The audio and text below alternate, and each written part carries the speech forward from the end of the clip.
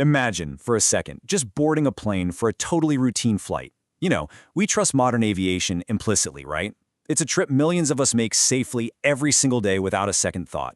But what happens when a massive, state-of-the-art commercial airliner simply vanishes, literally without a single trace? Well, welcome to this explainer. Today, we're diving into one of the most baffling, absolutely chilling events in modern aviation history, the vanishing of Malaysia Airlines Flight 370.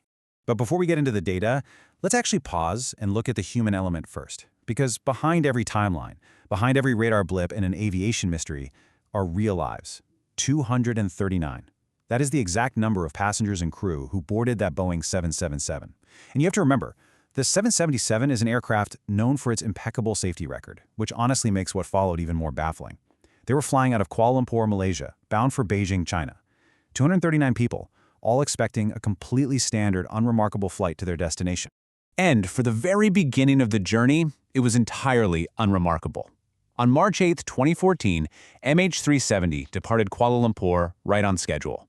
In fact, for the first 40 minutes in the air, absolutely everything seemed perfectly normal.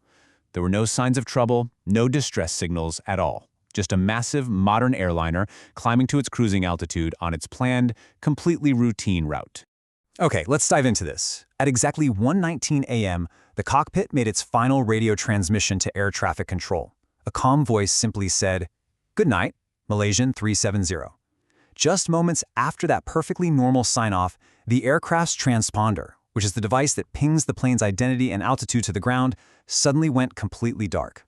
From that exact second on, air traffic controllers could no longer track the plane using standard civilian radar. When we actually map out these critical minutes, the sequence is, frankly, chilling. Minute 0, just a standard departure. Minute 40, all normal flight operations completely cease. And then, at 1:19 a.m., immediately following that calm cockpit transmission, there's just a total loss of contact. The plane essentially goes dark. Now, you might be thinking, well, losing a radar signal doesn't always trigger immediate panic on the ground, right? And that's true. Minor communication issues or, little electronic blips can and do happen in aviation. But here is where the situation turned incredibly dire. MH370 never contacted the next air traffic control center. It was scheduled to check in as it crossed into different airspace, but that radio call never came. The plane hadn't just suffered a momentary electronic glitch, it had completely vanished. Now, what's really interesting about this slide is the startling discrepancy investigators found between two completely different sets of tracking data. Search teams initially started looking along the aircraft's planned route toward Beijing, because civilian radar, which relies on that transponder we talked about, lost the aircraft after 40 minutes. But military primary radar picked up something else entirely. Unlike civilian systems, primary radar simply bounces radio waves off massive physical objects in the sky, and it tracked the physical mass of the plane, making an unexpected, massive U-turn. Instead of continuing north toward Beijing, the aircraft actually flew back across Malaysia, completely changed course, and headed out over the open ocean. This single discovery fundamentally transformed the entire investigation. This sudden change in direction obviously brought up a mountain of questions. Why in the world had the plane turned around? Why was there absolutely no distress call? Well, as the search expanded, investigators found another crucial clue. Even though MH370 had disappeared from standard radar screens, the aircraft itself was still automatically sending out electronic signals to a communications satellite in orbit, operated by a British company called Inmarsat. These automated pings, they're known as handshakes, are essentially just routine system logon requests, and they revealed a truly shocking truth. The plane didn't crash immediately after losing radar contact. Instead, it actually remained airborne for several more hours. The implications of these satellite handshakes were just staggering. By analyzing the precise timing and frequency of those automated signals using some really complex physics, specifically the Doppler effect, experts were able to calculate a completely new trajectory. The math pointed them away from the Asian continent entirely, tracing a doomed final path along what became known as the Seventh Arc. This shifted the entire focus toward a massive search area deep in the remote southern Indian Ocean, and it forced crews from dozens of nations to redirect their efforts literally thousands of miles away from the initial search zones.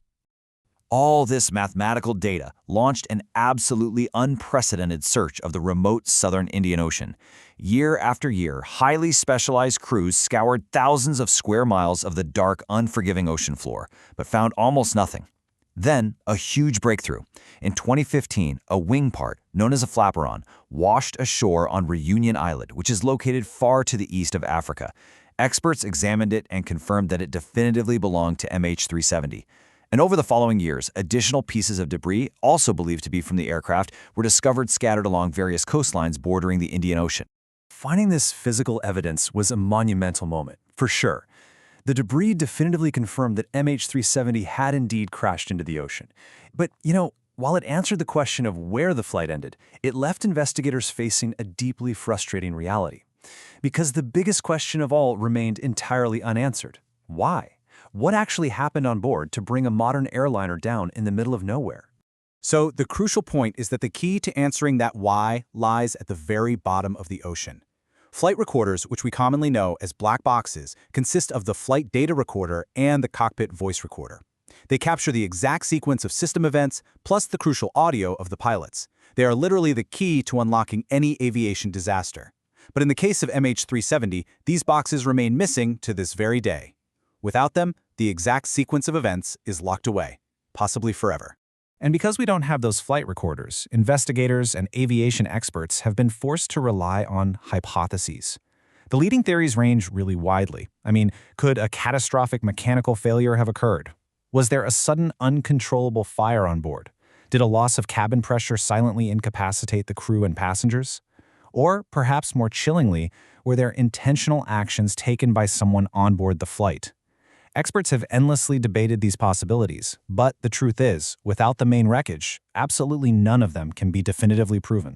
We are now more than a decade removed from that fateful night back in 2014. And despite having access to incredibly advanced technology, despite massive international investigations and years of relentless searching, the full story has just never been uncovered. And we really have to remember that right at the heart of this mystery are the families of the 239 passengers and crew.